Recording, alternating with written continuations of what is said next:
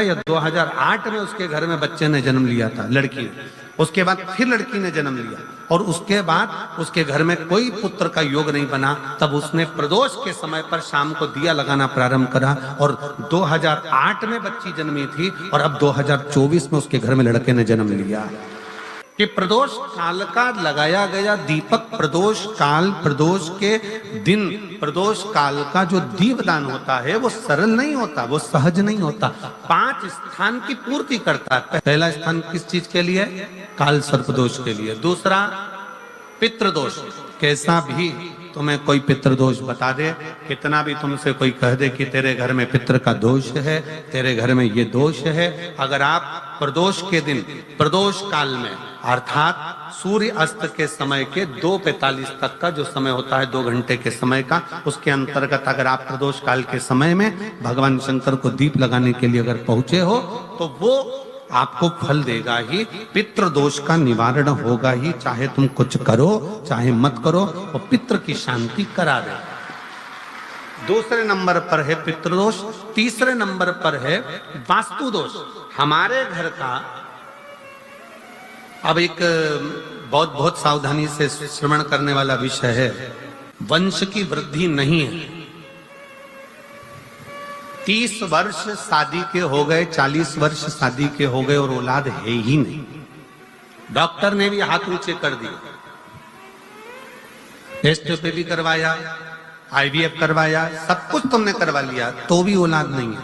तब आखिरी में एक काम चालू करो, प्रदोष का दिन दोनों पति पत्नी व्रत चालू कर दो प्रदोष का, और प्रदोष काल में शाम के समय जाकर एक ही दिए में 2 लंबी बाती जानते हो ना, रुई की लंबी कपास की बाती 2, और दोनों बाती एक ही दिए में रखकर पति पत्नी दोनों उसको प्रज्वलित करना प्रारंभ करें। बाबा संतान देकर ही रहेगा, औलाद आएगी ही।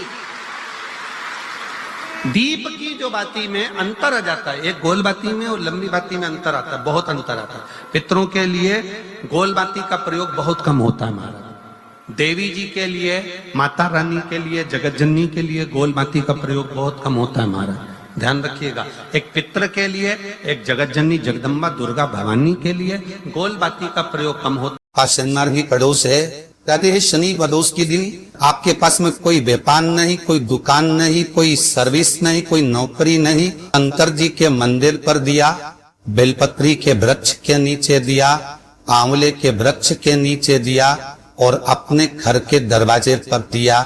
ये 4 स्थान पर दिया गाना प्रारंभ करो। बाबा इशारा कर देगा। शनिवार भी अगर प्रदोष पड़ती है तो शिव शमी के वृक्ष के नीचे रहते हैं। ये शनिवार की प्रदोष और सुख और शांति देती है। प्रदोष का समय, प्रदोष काल शाम के समय पर कटोरी में सरसों का तेल ले, किसी मंदिर में जाकर सरसों का तेल शिव पर चढ़, तेल चढ़ते समय शंकर शिवलिंग पर त्रिपुंड बना दे और अपनी मनोकामना पूर्ण करे। और जितने ग्रह नष्ट देने वाले हैं वो सब आज शनि सबके दोष मिटा देता है। कोई नौकरी के लिए आप अप्लाई कर रहे हैं, कोई समस्या बड़ी विकट आ गई है, कोई तकलीफ विकट आ गई है, कोई समस्या विकट आ गई है, प्रदोष की प्रदोष काल में अगर एक शमी पत्र भी आप घर के शिवलिंग को, अब ये करने के लिए आपको मंदिर पे शिवलिंग नहीं जाना, अपने घर में जश्नी, चाहे वो स्फटिक का हो, पारद का हो, कंकर संकर का हो, लकड़ी का हो, जो शिवलिंग तुम्हारे घर में, कांच का हो, चाहे वो नर्मदा के कंकर का हो, नर्मदेश्वर हो, पाषाण का हो, जो शिवलिंग चांदी का हो, सोने का हो, तांबे का हो, पीतल का हो, एक शमी पत्र यदि आप भगवान शंकर के शिवलिंग पर समर्पित कर रहे हो और उस शमी पत्र को उठाकर रात्रि को 9:15 की जो एक मुहूर्त होता है, एक समय होता है जिस समय पर हम अपने मन की बात भगवान शंकर को कहते हैं। पूर्व में भी इसका वर्णन हम कर चुके हैं कथाओं।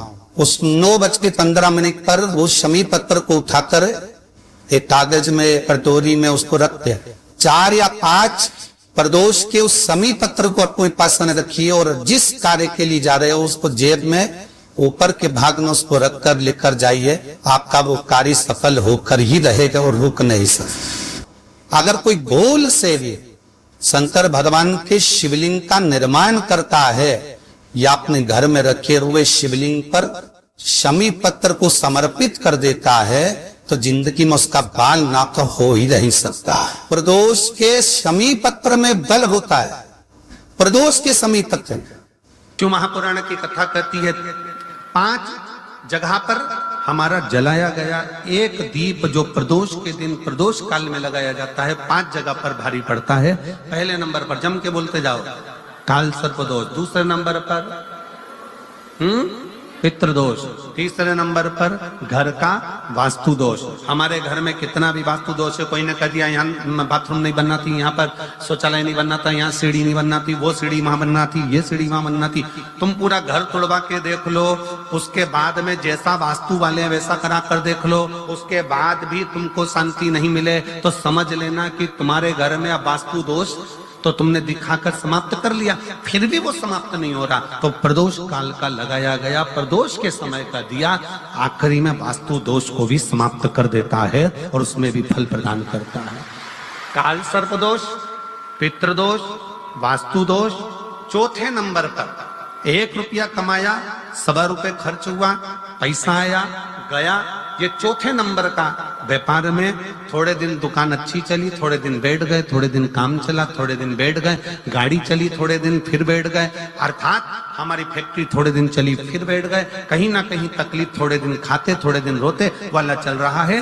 तो प्रदोष काल का प्रदोष के समय का दिया इस दुख को समाप्त कर कर रेगुलर एक जैसी सांझी, एक जैसी लक्ष्मी की वृद्धि करते चले गए प्रदोष काल का। और 5वें नंबर का प्रदोष काल का दिया, प्रदोष समय का दिया 5वें नंबर पर रोग का निवारण का, रोग निवारण।